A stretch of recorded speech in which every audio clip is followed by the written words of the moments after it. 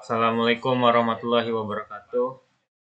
Perkenalkan, nama saya Anam Permana, NPM 233111047, Prodi Sistem Informasi, kelas SI 23B. Saya akan menjelaskan tentang konsep bisnis dan manajemen bisnis.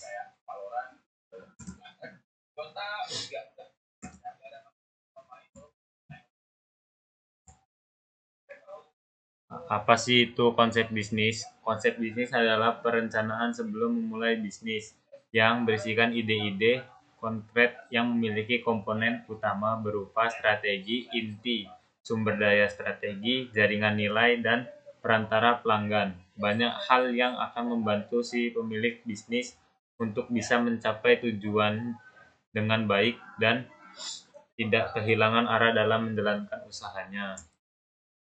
Konsep bisnis merupakan salah satu hal yang wajib ada dan tidak dianggap remeh. Konsep bisnis awalnya yang kamu buat mengenai bisnismu akan memiliki peran yang sangat penting karena mencakup banyak hal, mulai dari value hingga strategi yang akan digunakan dalam menjalankan bisnis.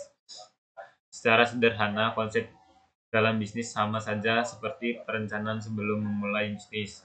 Segala hal, termasuk dalam membuka usaha yang mempunyai rencana, pasti akan mencapai tujuan dengan baik dan tidak kehilangan arah. Konsep bisnis ini juga berguna agar kita dan tim perusahaan tetap fokus untuk mencapai tujuan bisnis yang sudah ditentukan.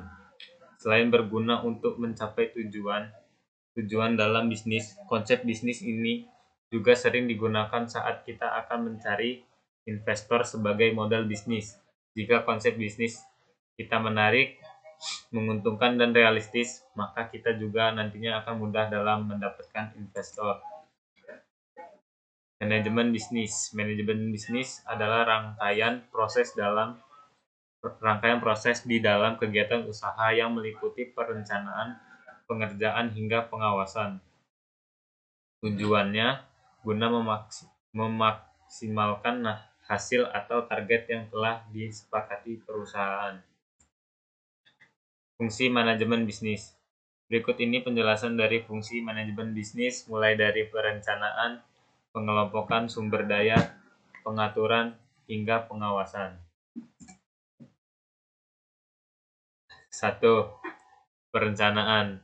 Perencanaan merupakan langkah awal dalam kegiatan bisnis. Untuk membangun bisnis yang menguntungkan dibutuhkan perencanaan yang matang, mulai dari membuat rencana pemasaran, menentukan jenis produk yang ingin dijual, dan segmentasi pasar, kegiatan promosi yang ditawarkan. Selain itu, perencanaan keuangan yang baik sangat diperlukan sebelum memulai sebuah bisnis. Pastikan untuk melakukan kalkulasi yang tepat untuk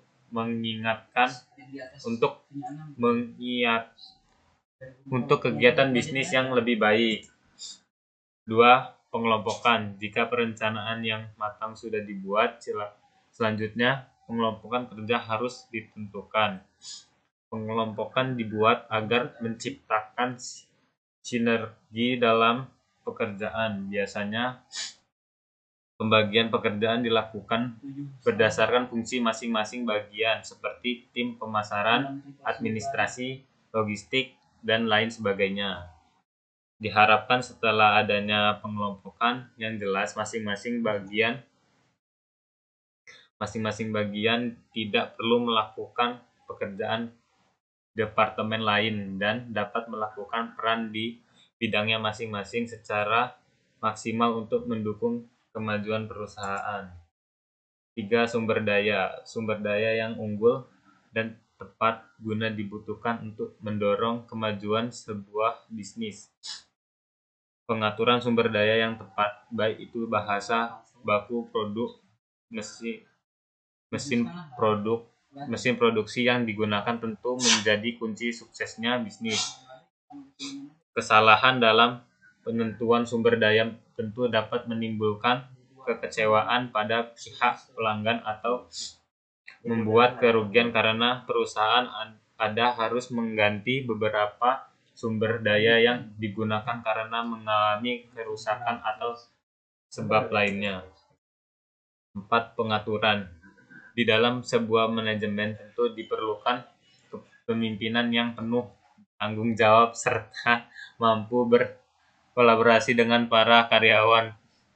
Pemimpin harus mampu untuk menyemangati karyawan agar dapat bekerja sesuai rencana yang sudah disepakati di awal. Dalam fungsi ini, pemimpin sebaiknya turun untuk melihat secara langsung proses kerja timnya. Jika perlu, berikan pemahaman saat ada pekerja yang tidak sesuai dengan rencana. Pengawasan. Fungsi pengawasan atau controlling ditunjukkan agar perusahaan dapat mengevaluasi kinerja dan sumber daya perusahaan sehingga kesalahan yang telah terjadi saat melakukan tugas tidak terulang di kemudian hari.